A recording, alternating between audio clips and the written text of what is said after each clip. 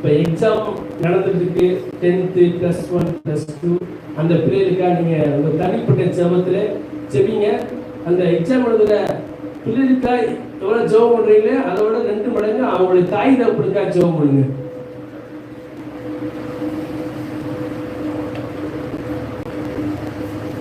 ஏன் சொன்னா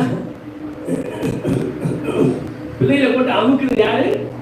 ஆமா, போட்டு படிப்பே இல்லைன்னா வாழ்க்கையை முடிஞ்சு போற மாதிரி அவனுக்கு ஒரு பிம்பத்தை ஏற்படுத்தி நீ படிக்கிறியா போச்சு அவ்வளவுதான் அப்படிங்கிற மாதிரி பிம்பத்தை ஸ்டூடெண்ட்டை அந்த வாலி பசங்க கொஞ்சம் திரகாத்தமா இருப்பா பசங்க, அவங்களவே போட்டு கொடுக்குற மாதிரி உங்களுடைய பேச்சு. படிக்கிறியா போச்சு, மார்க் போச்சா போச்சு, உனக்கு அது கிடைக்காது இது கிடைக்காது, ஏசப்பா எல்லாத்துக்கும் தருவார்னு அந்த நம்பிக்கையான வார்த்தை யார் சொல்லணும்?